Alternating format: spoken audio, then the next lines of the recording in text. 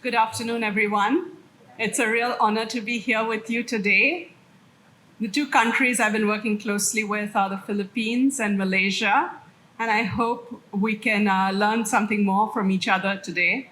Let me begin with when my slide comes on, but before that, perhaps you can just imagine a 19-year-old student here in Manila, and this 19-year-old student has finished her studies. She's got a diploma, but she finds that every job that she applies to, she doesn't quite have the skills that she needs. And now contrast this to a 19-year-old student in Singapore who has been trained in a program linked with industry and has a job offer, actually several job offers, even before she graduates.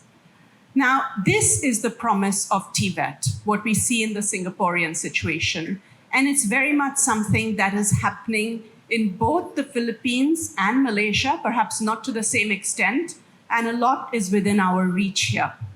So with that, let me begin my presentation, which is called Empowering Futures Through Education and Job Relevant Skills.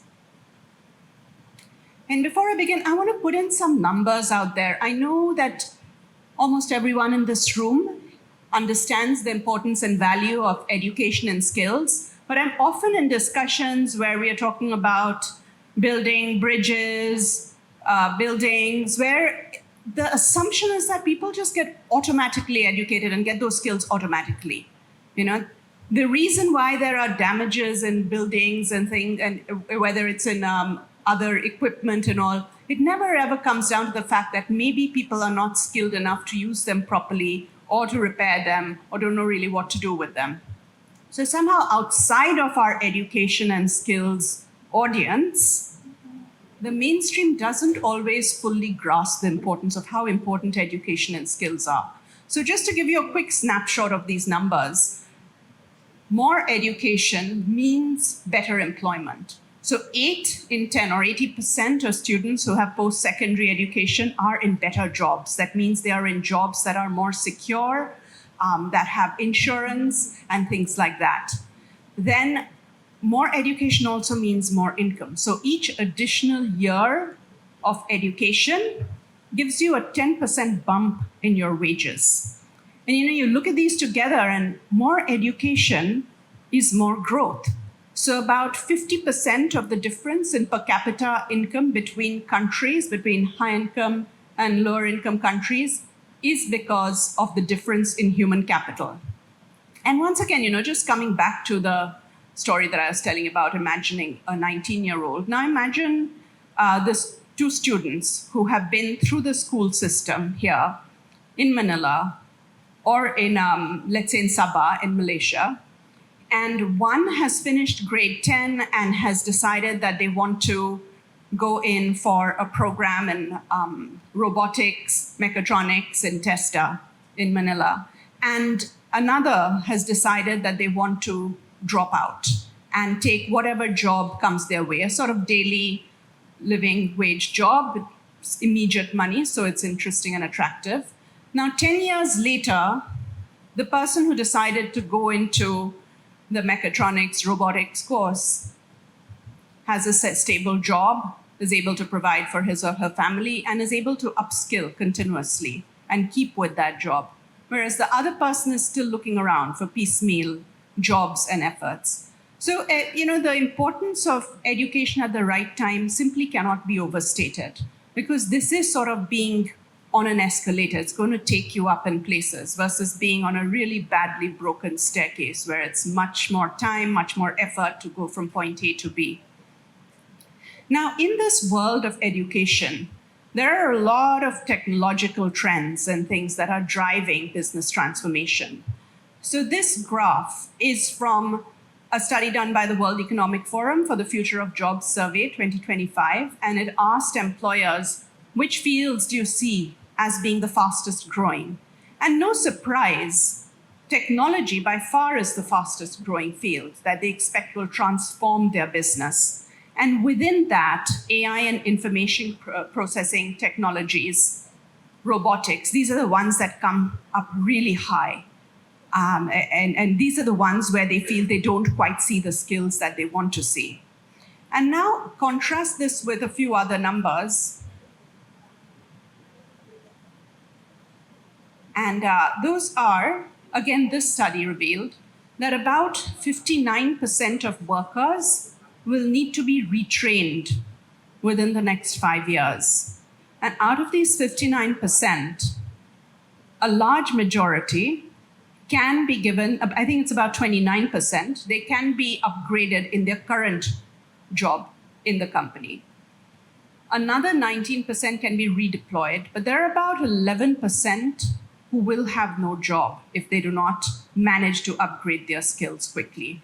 And similarly, about 39% of the core skills that workers today have will change by 2030. So just if we look around us, then about 40% of our skills that we have today will need to change by 2030 for us to be able to keep pace. And again, 25% of jobs will change by 2027, so in the next 2 years. So there are a lot of changes coming. And again, this is where TVET can play a key role in helping us understand how to address these changes. But a lot depends on the TVET system that we have in mind. For instance, when we think about Singapore's TVET system or Canada's TVET system, which is able to produce these future-ready skills immediately, get jobs immediately, the few things that we are missing is the fact that, maybe the next slide, The few things that we're missing is that students in Singapore or in Canada, they have really strong foundational skills. They learn in school the kind of things that most students in many other countries don't learn throughout their lifetimes or throughout their educational journey. So these students come prepared for TVET. When they join TVET, their basic skills are absolutely top-notch. They know how to read and write well. They know how to do arithmetic. They know how to do, their analytical thinking skills are high, so is their creativity and so forth. Now, recently we had a study on the functional literacy released in the Philippines, and this is quite low. So about, if I have the number correct, about 18 million students who'd finished high school were not functionally literate. And what does that really mean? That means that if you gave them a bottle of medicine and told them to read it and tell you the dosage that they'd have to give a very sick child, they wouldn't be able to do that. Now, the surprising thing is that we have some early results coming in, even from Malaysia, where we are seeing that functional literacy levels are not as high as you would expect from an upper middle income country. Now, why is that happening? And it's happening because many children in both our countries simply do not have access to high quality preschool.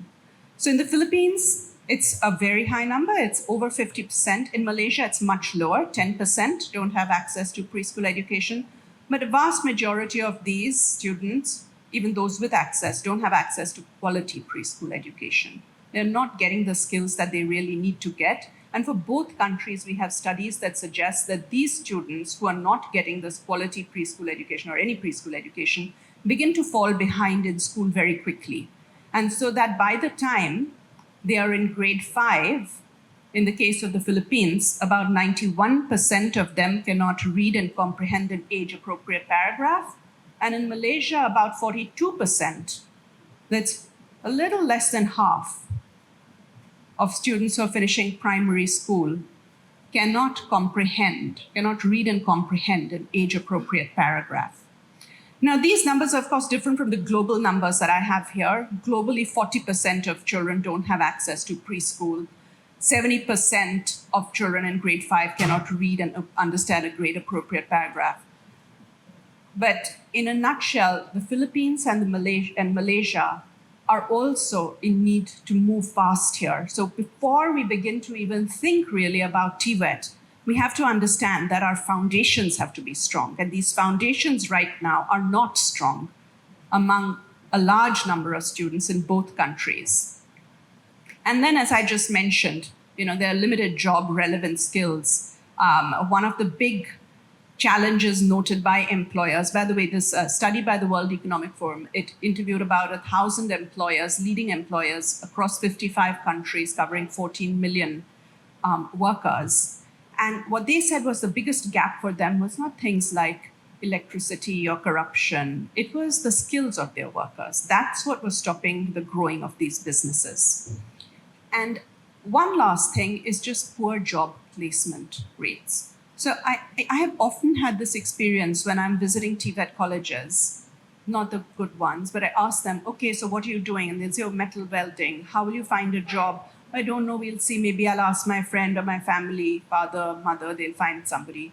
There's no systematized way of really linking, getting those jobs to finding, getting those skills to finding a job for many of these students. And an interesting finding here is that from this study is that there may be 85 million new jobs, despite the fact that AI and automation will take away nearly 170 million jobs. There'll still be a net gain of 85 million jobs. But where are the skills? Those skills don't really exist.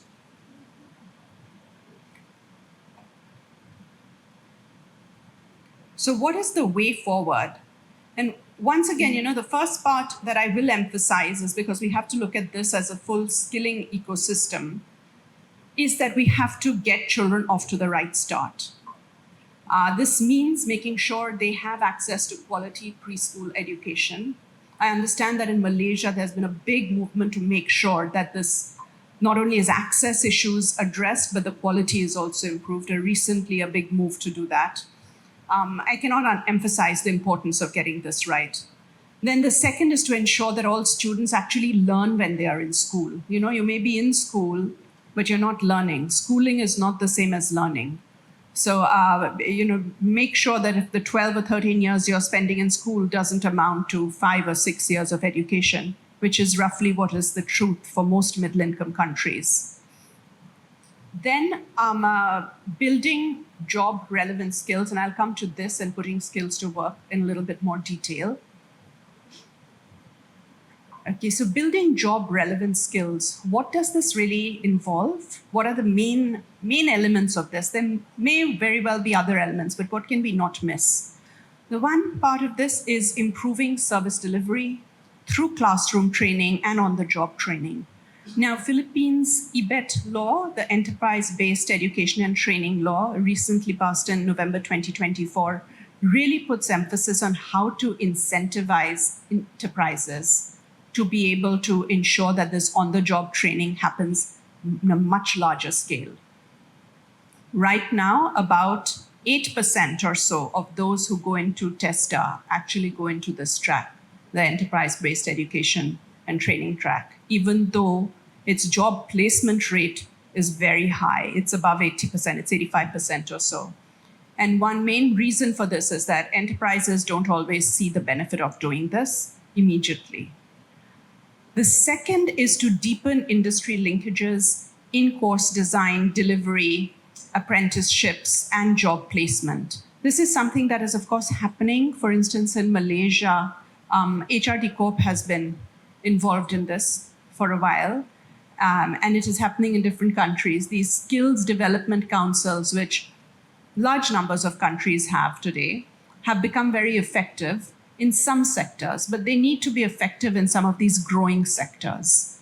That's crucial. So I understand that in the Philippines, there are a number of industry boards, but not all of them are active, and many of them are poorly funded, so they don't really get around to doing what they need to do. Again, it would be useful to learn a little bit from Malaysia how this is working out, because I understand they have a stronger system. And the third is to use AI. And AI can be used in just so many ways to make sure that students are getting access to more courses, that lesson plans that teachers set up is more up to date. Then there are ways in which you can track student progress using AI. And what does AI do differently? It basically gets together much more data and processes this much faster to make better predictions for a given student. The fourth is to crowd in private investments. Again, here, Malaysia's HRD Corp is quite a pioneer in this whole region, East Asia Pacific. in terms of being able to collect. They have a very important training levy, and they have been able to use this to then reimburse employers who've undertaken training programs. The Philippines, I understand, has also been interested in pioneering something like this. So this is an area for understanding what has worked in Malaysia. And the fifth, and very important, is to lower access by lowering costs, improve access by lowering costs. And this is through scholarships, student loans, voucher programs. One of the things that TESDA does, happens in Malaysia, is to offer scholarships to a lot of students who would not otherwise be able to access these programs. In the case of the Philippines, the targeting of this is not perfect, and that could be improved. Now, how about putting skills to work? And this means, you have the skills in place, but you aren't really able to get the job that you need. So a lot of, skills training schools and colleges, they focus on the supply side, on skilling their students, but they don't really ensure that those students get jobs.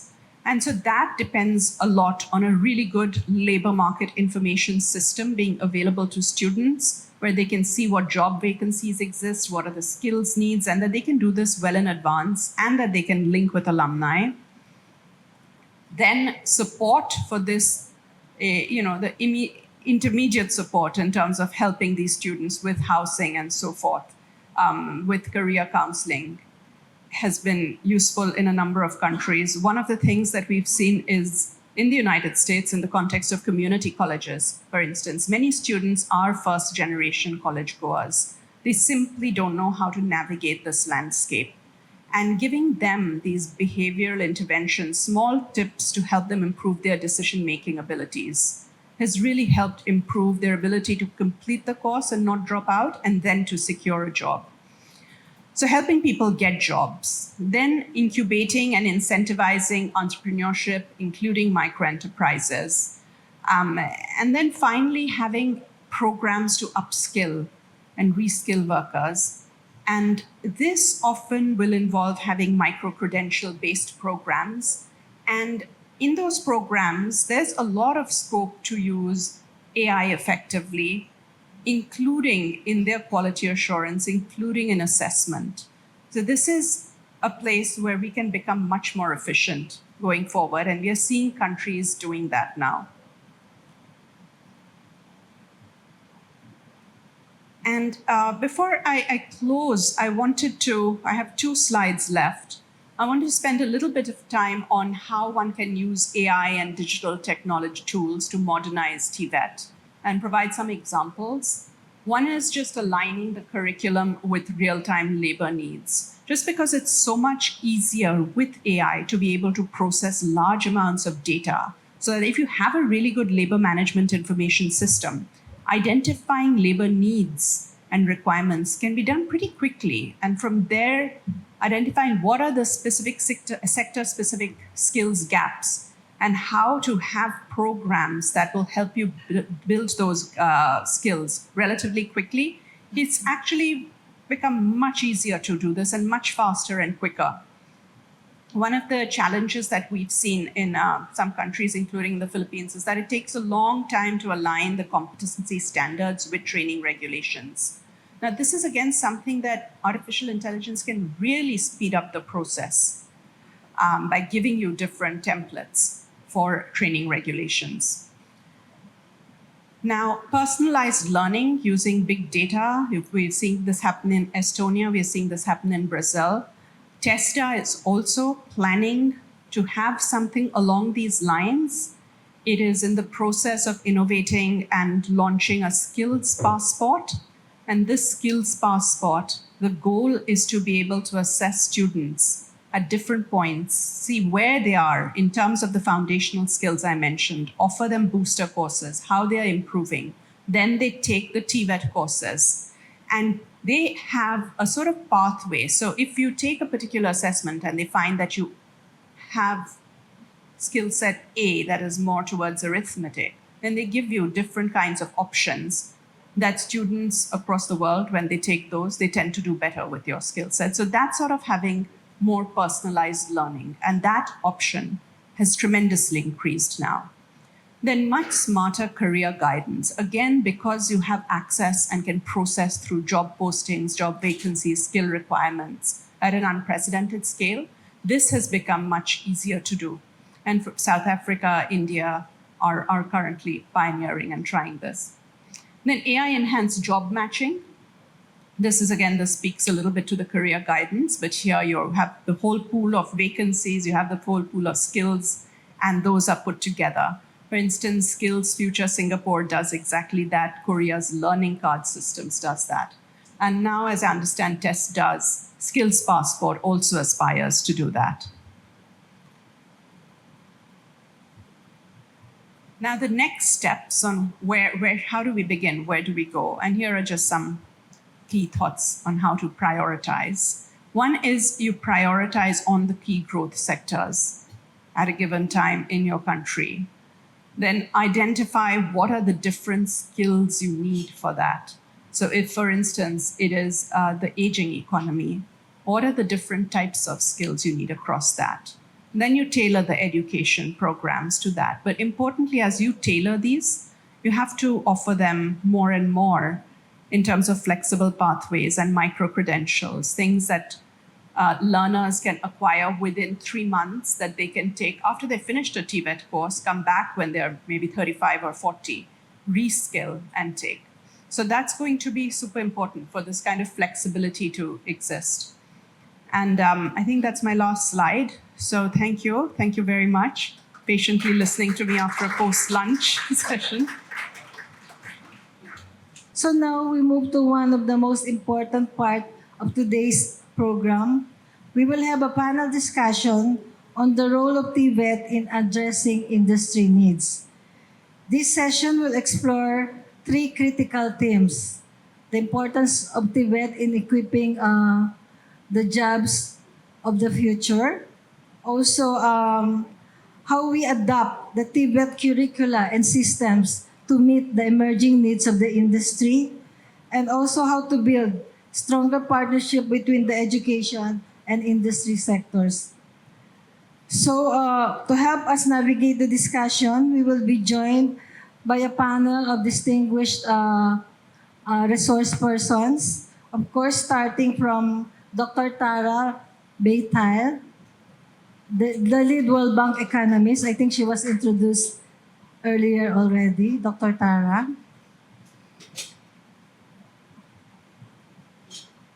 And then joining us as well is Dr. Victorio and Medrano, Principal of General Mariano Alvarez Technical High School in Cavite. He holds a doctorate in industrial education management and has decades of experience in both higher education and public schools. He has been in the forefront of TVET at the secondary level, ensuring students are equipped with the skills and discipline needed for both industry and lifelong learning. So let's welcome Dr. Victorio.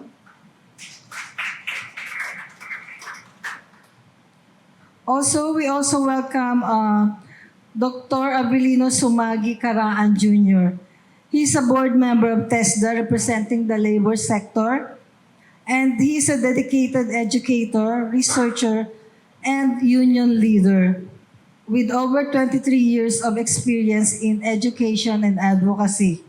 He also co-chairs TESDA's Standard Setting and Systems Development Committee to ensure that training programs remain relevant, industry-aligned, and responsive to the evolving needs of the Filipino workforce. Dr. Avelino Sumagui. Of course, completing our panel, we have Professor Dr. Suresh Kumar, Dhameja, who serves as the 13th CSP-SC Director General and the 5th Director General with a very rich background in managing academic and international affairs, information management, and emerging engineering subjects at the National Institute of Technical Teachers Training and Research. Okay. So I think we are complete. We are complete now. So to begin the session,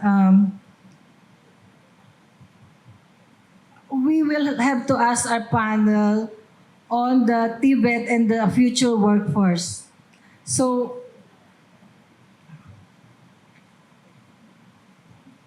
our first question to the panel is, how do you see TVET shaping the future workforce in an era defined by rapid technological change and global competition? And may I add, changing market demand, and also as industries become more and more integrated into global value chains?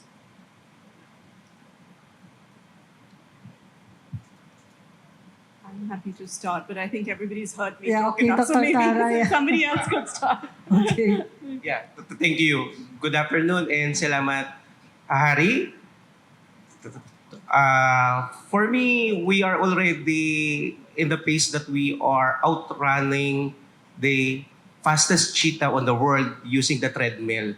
And in fact, we always say that the TVET is one of the paradigm shifters of the future. And I subscribe to the belief that TVET is now the Bitcoin of our industry. It fuels the economy and the industry as well. And with that, I am looking at the TVET as one of the primary movers of the future. Yeah, that's all. Yeah, thank you, Dr. Caraan. Any other thoughts on the question? Good afternoon, everyone. For me, being a school administrator for a technical and vocational education, I think integration of artificial intelligence and likewise integration of the green technology, such as to bolster the development of solar system, and likewise green technology to be incorporated in all TVET or TBI institution to craft a curriculum, not only for our learners, but for training of our teachers, instructors, and at the end of the day, for the employment of our graduates. Okay, I think really digitalization is the way to go. How we will integrate it into our curriculum, TVET curriculum and systems, and also in our different sectors of the economy. As mentioned by Dr. Tara, it begins in the prioritization of the sectors, and then you prepare the labor force to meet the industry demand. Okay. Dr. Suresh? Okay, thank you so much for the question. I think the question is very apt in these days. We talk of digitization. In fact, this is the era of digitization. We talk of this artificial intelligence. We talk of this machine learning. We talk of this extended reality, virtual reality, MR reality, I think, especially since COVID-19, the digitization has really taken off, in the TVET sector basically. And how to put it into the TVET, I think we need to change the curricula. I think we need to have a competency-based curricula in which the the digitalization can be an integral part of I think in all the concepts basically we can put it over there. Even when you talk of the learning, like I come from India basically. In India, we have 20% of the curriculums which can be accessed through the online. So there are many online, we call it as MOOCs, the massive open online courses. And to complete any curricula, you can take up 20% of the curriculum portion through the MOOCs also. So that is nothing but digitization basically. So, and then of course we talk of the sustainable development. I think two things are very common nowadays. One is digitization, another is the sustainable development. There's a lot of emphasis on the green areas. Basically, we talk of green manufacturing, we talk of green products, green services. In fact, if you see in the Europe nowadays, there's a lot of jobs which are there in the field of green, green manufacturing and green technology over there. So when we talk of the youth unemployment, I think there is an employment. There's a lot of employment is already there, but maybe the youth are not that much trained to get those jobs basically. So there is a need to, upskill them. There's a need to reskill them to go for the latest areas. And one of them is the greening of this thing, basically. So I agree with you, ma'am, that digitization, I think in the pedagogy, we need to put it as a part of this thing. We can have the hybrid learning also, a part, through digitization, a part through face-to-face. Of course, we cannot, completely remove the face-to-face. It has to be a blended sort of a learning, a hybrid sort of a learning. And digitization is the future, of course, but gradually we can shift towards digitization. Thank you, Dr. Kumar. Yes, you mentioned a very important emerging trend, green transition, sustainable development, and I think that's one area that the curriculum for TVET should address. Thank you.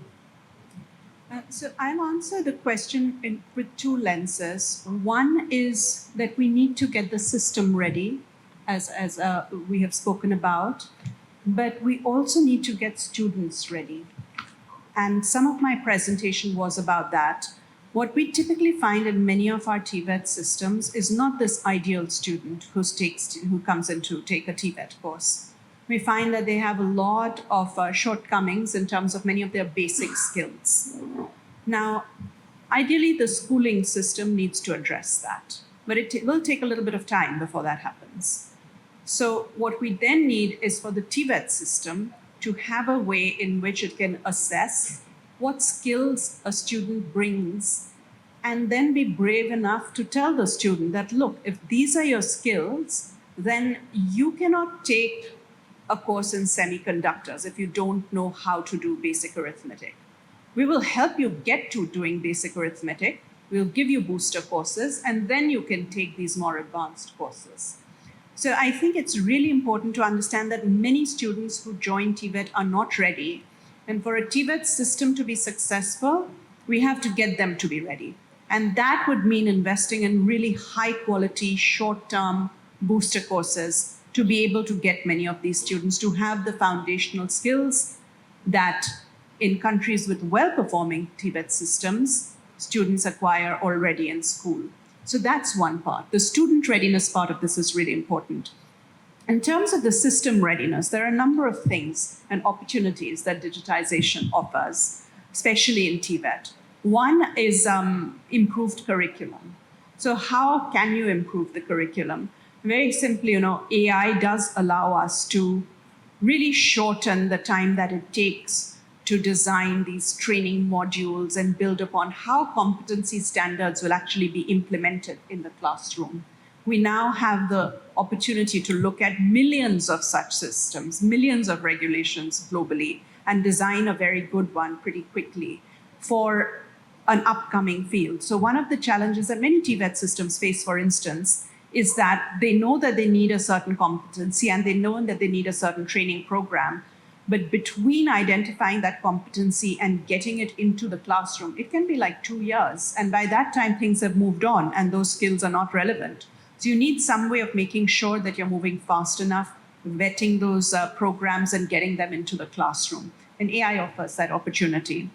The second is, of course, teaching not just students AI, but also those in administration, in TVET administration, but also outside in the government. Everybody needs to be fluent in AI and in technology if you really want to benefit from this. So for instance, when you go to South Korea or you go to Singapore, it's embedded inside all the institutions. It's part of there. It's like writing simple sentences.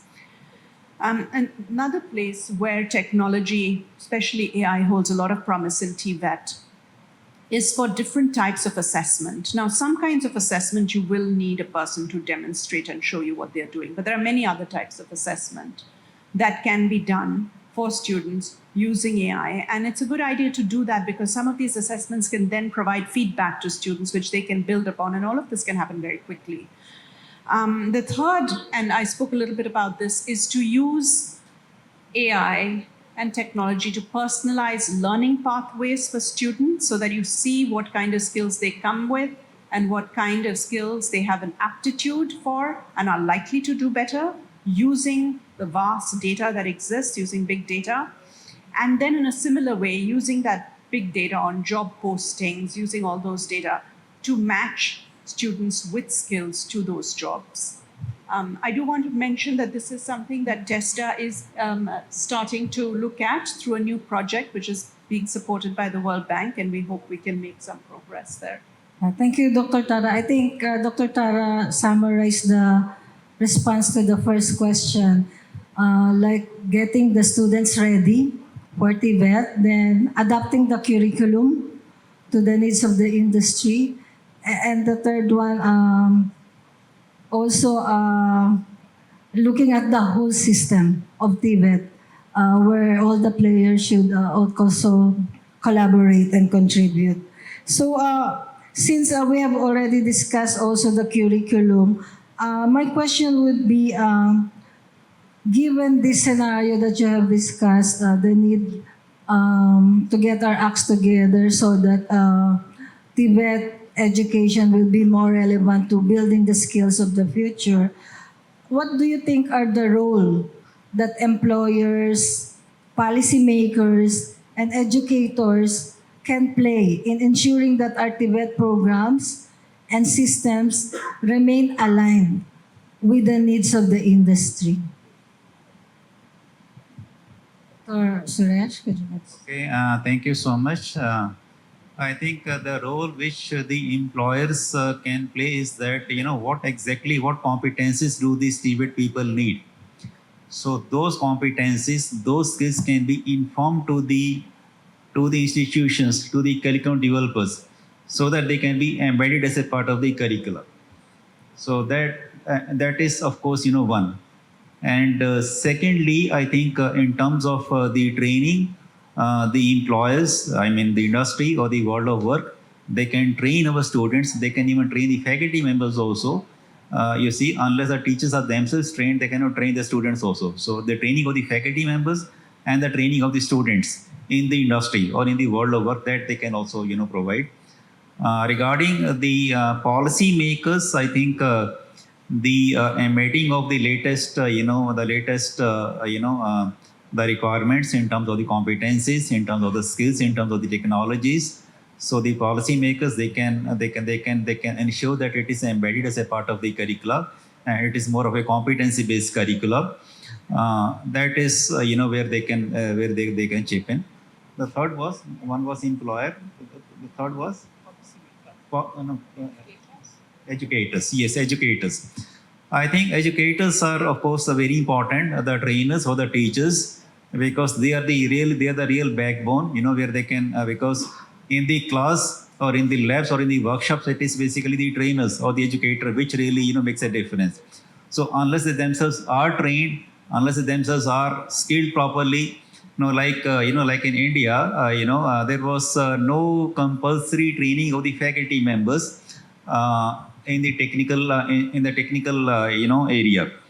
So then I talked to one of the top the chairman of the EICT, or Indian Council of Technical Education, and I said, sir, please make the industrial training of the faculty as a mandatory part of their their evaluations.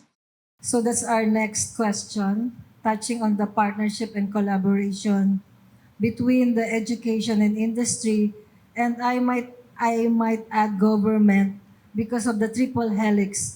It's industry, government, and academe collaboration. So the question is, how can the partnership between the education, industry, and government become successful in your experience working on this collaboration? Okay. Dr. Tara? Sure. So I'll give you examples of where this has worked and what are the elements that have worked and where one has to be careful. So the classic example for countries in this region is with Singapore.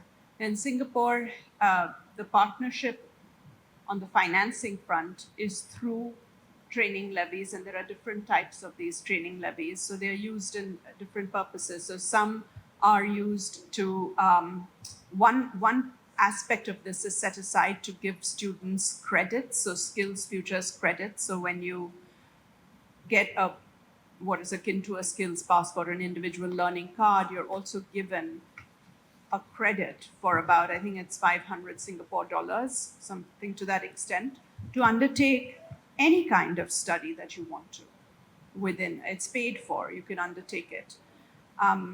So that's one use of it. Then industries, training levies, there are sector-specific ones, and then there are general levies. And industry has been quite forthcoming in this, and this has helped develop the TVET system, where there is this very close linkage between industry and what's happening in TVET in Singapore. So that's one example. Yeah.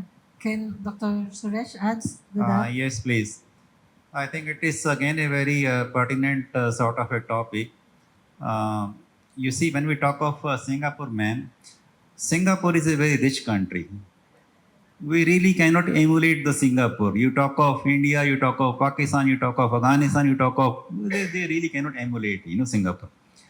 Of course, I have been to Singapore many times and I have been to IT many times. They are doing extremely well, but they have a lot of money, I mean. Regarding this industry academia, you see, started with the industry institute interaction initially. We were talking of interaction. Now we talk of industry institute partnerships. The next stage is industry institute integration. Let us integrate the industry with the institution.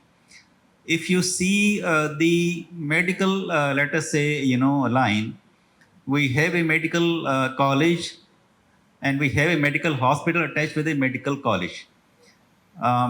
So whatever the students, they learn in the medical college, they practice in the medical hospital, which is attached to the medical college. But in the field of medicine, you need only a human body. So you can attach a hospital because, there's not much of a variation. In the TVET, you have a lot of variation. Starting from the aerospace to the oceanography, there's a lot of variation. We cannot have the industries attached to all the TVET institutions. So we do have to partner with the different enterprise, different industries basically. See, the basic problem is that, when you talk of the industry academia partnership, we always talk of taking something from the industry. We never give something back to the industry. Unless there is a win-win situation, unless there's a win-win, sort of relation in any relationship, it cannot really survive. We keep on taking all the time. I'm talking of my countries. I'm talking of the South Asia, basically. We always keep on taking. In fact, I was, just to be on a little on the joking side, once I was sitting with the principal of a polytechnic in India, and he was saying that, sir, the industry is not coming forward to help us. I said, you have to, have a proper give and take with the industry. You really cannot keep on taking all the time. He says, but we have a perfect give and take. I said, what is a perfect give and take? He says, they keep on giving, we keep on taking all the time. So I said, no, you see, you have to give something back to the industry. It may not be 50-50, maybe 60-40, 70-30, 80-20, something like that. But unless the academic institutions give something back to the industry, why will they come forward? So it has to be a win-win situation, basically. And then I think if you see the co-op system of Canada, my daughters, they study in Canada. They have a very nice co-op system or a dual system, basically. Like my daughter did her MBA from there. So they have this MBA co-op. They have MBA general also, but MBA co-op is much more, in demand as compared to MBA general. In the MBA co-op, they have this 7 terms or 7 semesters, basically, of 4 months each. It's a 28 months program. So in the very first term, they go to the university to study. In the second term, they go to the industry. It could be any industry. Yeah? They can choose.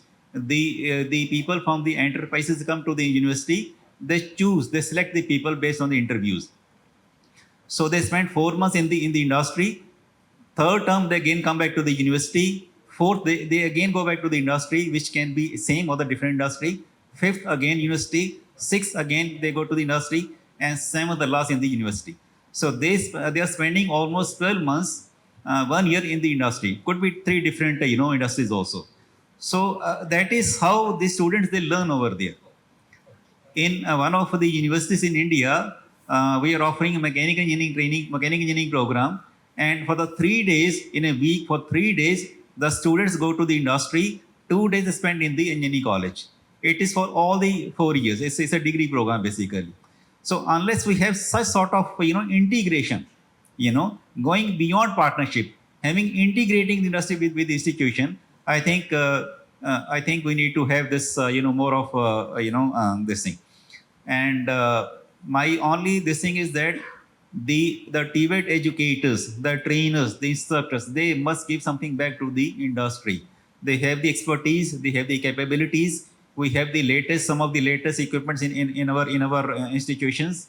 Sometimes, not in all, but they can take benefit of our equipment. That industry, they can also take benefit. And let us try to focus on the SME sector. We always look at the large corporate sector. How about the MSME, the micro, small, medium enterprises? So let the students go to the micro enterprises for learning, small enterprises for learning. The benefit is that, in a small enterprise, they will learn everything over there. If they go to corporate sector, they will learn only one segment of the training basically. So if these people, they want to become, let us say, entrepreneurs of tomorrow, then the training in the micro and small will be much more beneficial as compared to training in the corporate sector basically.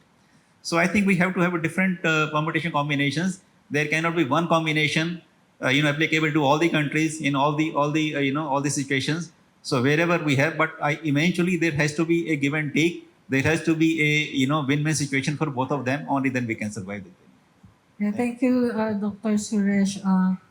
You emphasize on the mutually beneficial partnership between industry and the education sector, and developing different models, not necessarily one size fits all. So thank you. Dr. Caraan? Medrano, Dr. Medrano. Forging a partnership between school and industry I think, is the best. Because 8 years ago, when it happened that I were there in Australia for a 1-year training, I experienced that people in industry is coming into the TAFE or colleges and universities for a training. And some of the instructors were also sent to universities. It is an exchange partnership in terms of technological development, trainings, and their curriculum in terms of their different competencies. So there is a need for a better partnership for industries and learning institutions to avoid the mismatch of our graduates. Maybe someday we can solve this problem. Thank you. Yeah. In TESDA, we have this tagline, in TESDA, kayang-kaya, meaning to say, we can make it. And I subscribe to the belief that the vision of our Secretary, Kiko Benitez, is very clear to make sure that everyone who has stake on the quality education will be participating. And one of these is the quality, sustainable, open, and transparent industry collaborations or industry partnerships. And for the information of everybody, every time that TESDA approves a certain certification or national certification, the TESDA board makes sure that this has been properly addressed by the stakeholders on the ground, especially the experts from the industry. And also, in reference to the quality TVET, in TESDA, we have this mechanism that all experts available to make sure that this certification would be addressing the need of the industry are available and participating. We had seen and we had witnessed that the industry is the source of so many innovations, and we have to bring that innovations in the partnership. And that's why every now and then we see to it that the industry has a greater extent of work in making sure that the TVET is responding to the needs of the future. Thank you. Okay, thank you, Dr. Caraan. I think we have exhaustively discussed the role of TVET in the development of the jobs of the future and developing a steady pipeline of workforce to meet the industry needs in various sectors. So now, just a top of mind, what do you think of one emerging trend that will most influence TVET success in the next decade? Just one. And if you could suggest one policy or initiative to strengthen TVET for the future. Just one aspect, top of mind. Dr. Tara? So, being abreast with changes in AI automation will be important. And in terms of, it's hard to think about policy measure, but to be able to make sure that students have access to enough programs regularly and can upskill, and that those upskillings are recognized, and that they don't necessarily have to only study that, they can do it alongside their work, to be able to access programs at different points in their career, whether they're students or working. I think that's going to be important, and to recognize that. Okay, thank you. The second, I think, area could be the sustainability, basically. The greening area, basically. You see, there's a lot of demand when you talk of this green products, green services, green manufacturing. And I think that in addition to what Dr. Tara has already said, the automation, the AI, etc., the second area could be the green area, the sustainability. That is the area for the future. And I think if we can train the TVET students on this, the green TVET, if we can have green curriculums and green TVET, basically, that is the demand for tomorrow. And as I was saying earlier also, there's a lot of demand in Europe regarding the green TVET area. Regarding the policy measures, I think we were talking of the unemployment. I think I truly believe that there's no unemployment in any country. If you are a competent person, then there's nothing which is known as unemployment. I mean, if you are a perfect in your own area, you can easily get a job in any country wherever you go. So I think we need to train these students. We can have like a concept of finishing schools as a part of the policies, as a part of the curricula. When the students just leaves the institution, before he or she leaves, we can spend around 2 months, under the finishing school, where he or she can be given the entire latest practices in his area, plus, brushing off this, we talk of this attitudinal, interpersonal communication skills. I have seen, like sometimes the students, they are very good technically, vocationally, but sometimes they really cannot speak. So communication is a problem sometimes. Like if you go to, let us say, Thailand, so it's difficult to speak in English. You go to Japan, you go to Russia, you go to Korea. So I think English, I just remember around 20 years back, I was taking a session in front of all these TESDA people. And I was talking of this knowledge, skills, and attitude. That in the TVET, you need the knowledge. Knowledge is the cognitive domain, the skills, which is the psychomotor domain, and then the attitude, which is the affective domain. So I said KAS is needed. Then one of the participants, they were all TVET administrators, they said that, no, sir, we use this class, KLAS, knowledge, language, attitude, and the skills, because language also is very important. You see, like TESDA, they train the people on different technical vocations, and then they export the manpower. If you see, I have been to more than 40 countries, and I have seen the Filipinos working everywhere. In fact, even when I went to Afghanistan for a UNESCO project, I saw the Filipinos working at the airport only. So they have those vocations, they have those skills, plus the language also. So there are 8 major languages of the world when you talk of English, Spanish, French, and all those things. So these people, they train them on different technical vocations, and then they train on languages also.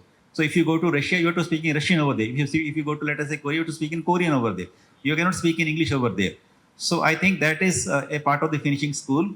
So train them on the latest concepts, the latest, brushing their the entire 2-year, 3-year program, and the latest, things which are in the industry, in their discipline, plus this communication, the language, basically. I think if we can train them on these areas, there's nothing which is called unemployment. I'm very sure. If you know your job very well, there's nothing known as unemployment here. Thank you. Thank you. For me, I am suggesting that TVET can establish a TVET council to oversee the different activities of TVET, not only in the Philippines, but in the whole Asia, to oversee the yearly forecast of skills needed by industries. And that will be the basis in crafting a curriculum and then a basis for education, training, and employment for the whole Asia. Thank you.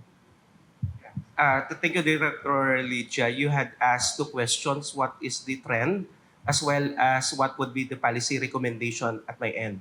I believe the trend is already present. Actually, we had mentioned a lot of times about AI, and hopefully everyone had heard already about agentic AI. You are all familiar with the generative AI. You ask ChatGPT, it will give you the answer. But we have now a new version of the AI, which is agentic, meaning to say the AI itself will generate everything that had been fed to it previously. So it has now a logarithm. So it will now suggest to you what would be the possible answers or possible actions that you would ask the AI next time. So you don't have to feed or prompt. And I believe that is the trend. And we also know that future arrives without visa, without border check. And I believe that as regards to policy recommendation, of course, these are safety, inclusivity, and respect for human dignity. Because with the technology at at the power of your hands, every time you can build or you can mark a person. So hopefully there would be a future adoption of our laws regarding the respect for human dignity in the digitalized world. Thank you. Yeah. Thank you, dear panelists. I think we have a very rich discussion based on your knowledge and accumulated experience on TVET. To summarize the discussion, my key takeaways are that first, TVET must adapt to the changing trends, not only technological but also other emerging issues such as sustainability and green transition. And also digitalization, of course, is a key factor in improving the TVET performance and policies. Also that we should not only focus on the technical skills, but also the soft skills like communication, teamwork, attitude, etc. And we can explore creative ways to generate funding, such as getting levy from the enterprises to help fund the TVET. Thank you for your active participation, and also thank you to our distinguished panelists for sharing your experience and knowledge. Thank you very much.